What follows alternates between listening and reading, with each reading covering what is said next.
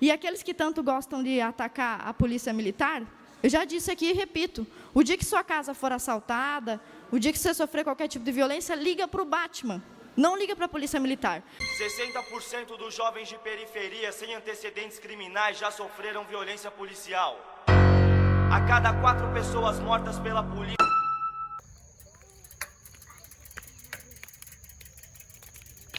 A periferia. Para muitos, um território distante, associado ao perigo e à criminalidade. Para outros, um local de resistência e sobrevivência. Mas como chegamos a essa percepção distorcida? Como uma realidade tão complexa e multifacetada se resume aos olhos da sociedade a um estigma de risco e violência? A resposta está enraizada em uma história de desigualdade e exclusão. O conceito de periferia não é apenas geográfico. Ele é social e, muitas vezes, racial. No imaginário coletivo, as periferias das grandes cidades são vistas como lugares onde a pobreza, a violência e a criminalidade são a norma. E como se isso não fosse suficiente, a cor da pele e o contexto social de quem vive lá frequentemente definem a forma como as pessoas são vistas. Hoje em dia, infelizmente, a Polícia Militar eu não digo nem a Polícia Militar eu digo a Polícia Militar do Brasil hoje, ela passa mais um ar de medo do que de proteção. Quando eu, como professora, dialogo com os meus alunos, e esses alunos relatam terem sido já abordados por policiais em seus cotidianos, nos bairros qualificados como de periferia urbana, cada um tem um relato muito específico dessas abordagens. Mano, o bagulho é o seguinte, tinha saído, era de tarde, pô, era de tarde. Mano, era cedo ainda, pô, era cedo, isso me deixou mais puta ainda, pô. Tava tendo uma blitz a uma rua da minha casa, pô, já tava chegando praticamente. Porque eu moro num condomínio perto do shopping, aí era antes da rotatória pra entrar no condomínio, já tava tendo a blitz. Aí, beleza, tava tranquilinho, tava no banco de trás, que eu tinha pedido um Uber, tava nem dirigindo na época. Aí beleza, tava no Uberzinho, tranquilinho, mexendo no telefone, tava até de fone, pô. Aí, fomos parados ali na blitz, né? A motorista era branca, pá. Só, o motorista era branco, pá. O policial pegou assim, ligou a lanterninha, ligou na cara dele assim, não reagiu nem nada, disse, pode passar. Aí ele virou a lanterna, pegou em mim, eu fiz assim, aí ele, na hora que ele me viu, ele disse, pode passar, encosta ali rapidinho. Aí o moleque na hora já botei, ó, ficou na mão. Aí beleza, bora. Ele abriu o vidro de trás, o cara falar comigo, aí, boa tarde, documento, por favor. Pô, chefe, eu tô sem meu documento aqui, se tu quiser eu posso tentar pegar o do telefone, só que a internet tá fraca. Aí eu tava com uma bolsa assim do lado, ele, o que tem na bolsa aí? Aí ele fez eu revirar minha bolsa, tá ligado? Eu falei, pô, tem livro, mas ele ainda fez eu revirar a bolsa toda pra ele ver o que tinha dentro. Aí eu não consegui o documento, ele ainda cismou mais um pouquinho. Aí depois ele viu que não tinha nada que ele podia fazer ali, ele me liberou. Tá, mas aí, tipo, ele não ia te parar, não ia parar o cara, só parou porque tava no carro. Não, ele não ia, pô. Ele literalmente, o vidro tava fechado, ele não tinha me visto. Ele ligou a lanterna no cara, aí ele falou com o cara, ele não pediu nem bafômetro, nem nada, ele só não pediu nem documento. Só olhou pro cara e falou assim, ligou a lanterna nele, tá liberado, pode passar. Só que quando ele fez assim com a mão, tipo, ele tava com a lanterna, ele fez assim. Quando ele virou de volta, a luz pegou em mim, aí eu fiz assim com a cara, acho que ele me viu, que ele não tinha me visto ainda. Aí ele mandou o cara encostar o carro, depois que ele já tinha mandado liberar. Bizarro, mano. Nesse dia, a gente tava indo pra casa de uma amiga, ali no Via Parque. E mais ou menos quando a gente tava pela estrada da floresta, perto de uma escola que tem ali, próximo ao shopping, tava tendo uma blitz, quase perto, beirando já ali a rotatória. E a gente ia ser abordado, a gente ia ser parado, né? O policial pediu pra gente parar. E mais ou menos quando a gente tava quase parando o carro, ele só fez um sinal pra gente sair. Ele não chegou a falar nada, ele não chegou a questionar nada, ele só fez um sinal pra gente sair e liberou a gente. E detalhe que nós somos 3 pessoas brancas, o carro eram da Chevrolet, eu não posso dizer modelo assim, mas é um carro chique, é um carro bonito. Eu tava sem cinto de segurança, tava sentado no meio, tava sem cinto de segurança, era bem perceptível, porque eu tinha muita mobilidade no banco de trás. E ele simplesmente liberou a gente como se não fosse nada. Tanto que depois disso a gente já estranhou e a gente comentou sobre, mas foi algo assim que deixou a gente realmente meio intrigado. Então, os nossos jovens pretos e pardos são as maiores vítimas de abordagens violentas, truculentas, muito mais do que os nossos jovens brancos. O jovem de periferia é muito mais difícil, porque todo jovem de periferia é suspeito. Então, na tua primeira abordagem, se ele vai perguntar se tem passagem, você vai falar que não. Depois da tua pergunta, vai vir uma reafirmação. Certeza, não tem nenhuma passagem, porque sempre é assim. Nunca vai acontecer na periferia, de um jovem da periferia ser abordado, o policial perguntar se você tem passagem, você falar que não, e ele não questionar uma segunda vez. Porque já é assim, e já vai te investigando. A abordagem vai ser diferente, ele vai estar com a mão na arma, ele vai abrir tua perna o máximo que tu puder, para tu não ter mobilidade, ele vai apertar o teu dedo, para te dar um desconforto, né? Ele vai te apertar, ele vai te passar, ele vai apertar teu testículo, ele vai fazer o que ele puder para te deixar desconfortável. É assim que acontece na periferia. Na nossa última década, os números indicam que nós perdemos mais de 300 mil jovens no Brasil. A cada 4 jovens, 3 deles eram pretos ou pardos. A gente, acho que o mais a população queria, tem até o pessoal diz até de piada, né, que quando você precisar de ajuda, chama o Batman, né? Mas não, velho, a gente queria chamar a polícia.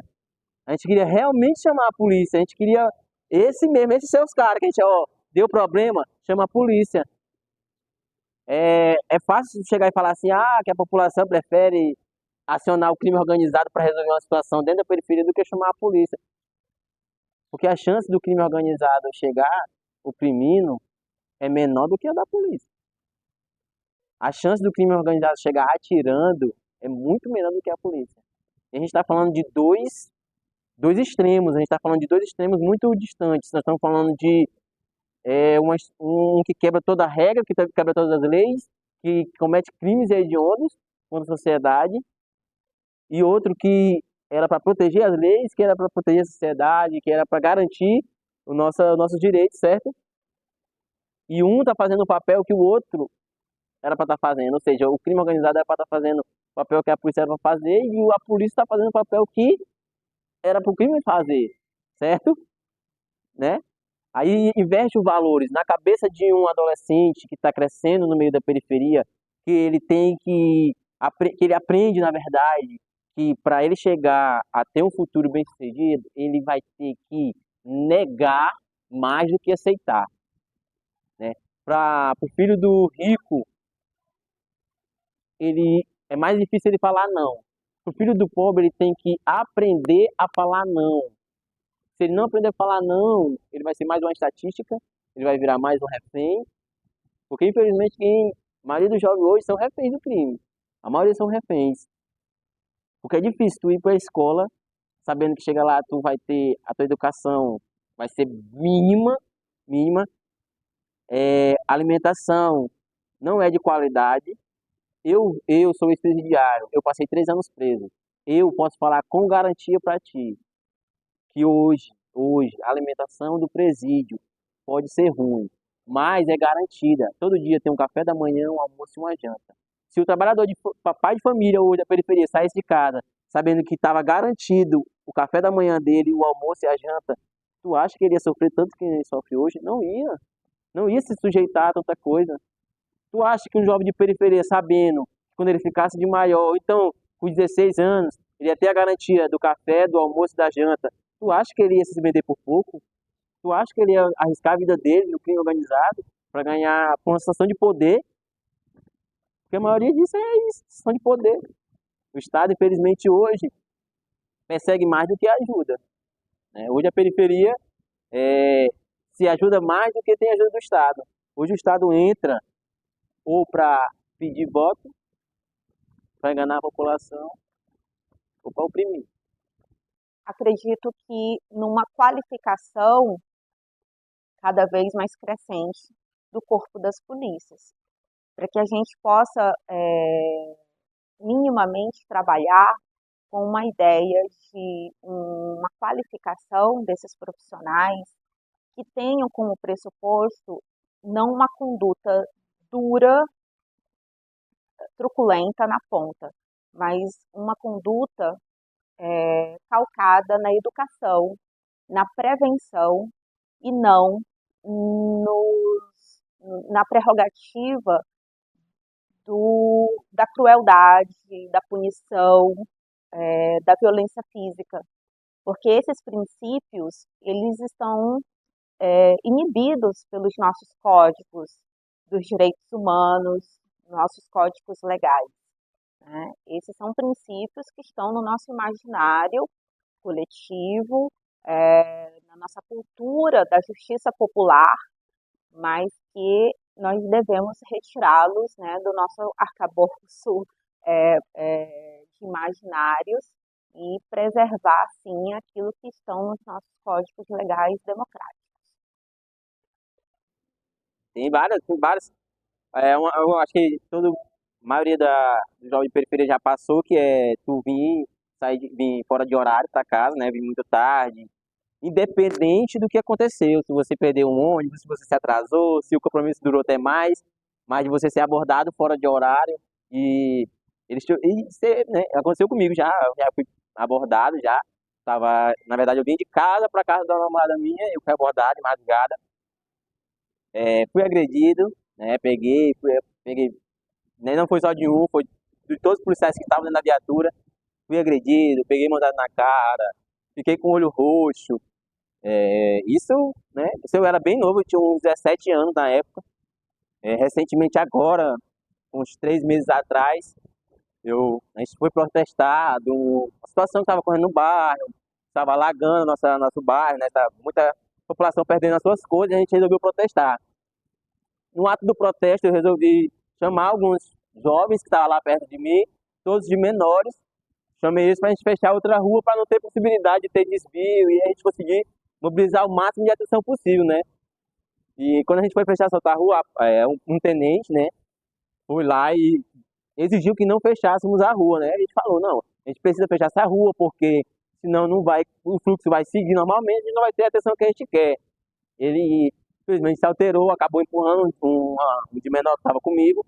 Como eu chamei esse de menor, eu tomei a frente do de menor, né? Porque não tinha como deixar esse policial agredir ele. Então eu tomei a frente do de menor, o policial me empurrou, né? Eu peguei, tirei a mão dele, falei que ele não precisava fazer isso e ele me agrediu, né? Me deu um tapa na cara, já tentou me derrubar, não caí e tal, não reagi. Como eu sei o que ele queria, né? Porque, na verdade, quando o policial já está nesse extremo, já é um momento muito delicado. Você está desarmado, ele está com a arma na mão. Qualquer momento ele pode dizer que você reagiu, vai te balear, ali acabou a tua vida e pronto. Então eu levantei minha mão, graças a Deus tinha pessoas filmando, conseguiram filmar toda a agressão, filmaram a minha expressão, que eu não estava mostrando nenhuma reação. Ele me levou até a viatura, né, me segurando pelo pescoço, eu estou com a mão levantada e no momento eu demonstrei reação. Mas a questão é o seguinte, se o protesto fosse em qualquer outro bairro, se o protesto fosse no Alphaville, fosse no Bosque, fosse na estação, não ia ter agressão. O policial ia chegar com educação, tá entendendo? A questão é porque era periferia, só tinha jovem, todos periféricos, todos brancos, não tinha nenhum filho de deputado ou filho de parlamentar, não tinha nenhum. E a gente estava exigindo o nosso direito, né? E como a gente não tem voz, a única forma da gente se expressar é gritando.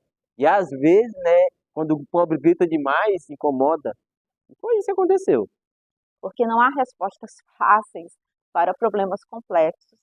E as respostas fáceis, rápidas, imediatas, é que muitas vezes nos levam a esses discursos prontos, né, inacabados, que tendem a encontrar amparo nos discursos de ódio, nos discursos conservadores, rasteiros, muitas vezes vendidos como soluções práticas, fáceis e imediatas. Quando a polícia entra na periferia, sempre é aquela tensão, né? Até porque eles sabem que no bairro do Rico não vai ter nenhum revoltado com arma na mão, louco da cabeça, já farto de tudo de toda a revolta e atirar contra ele. Eles sabem que lá não vai ter. Na periferia vai ter. Na periferia vai ter muito, vai. Às vezes o cara vai acordar, não vai ter saneamento básico dentro de casa, ele não vai ter emprego, ele vai ver o crime batendo na porta, ele vai aproveitar a oportunidade e, infelizmente, ele vai trombar no caminho da viatura e vai acontecer uma troca de tiro. Só vai acontecer isso na periferia. Não vai acontecer no Alphaville, isso não vai acontecer no Bosque, isso não vai. Então, quando eles vêm pra cá, já vem. Você não vai ver uma viatura entrando no bosque, fazendo a curva, batendo assim, ó. Pá, pá, pá, pá, pá. Você não vai ver uma viatura fazendo isso nunca.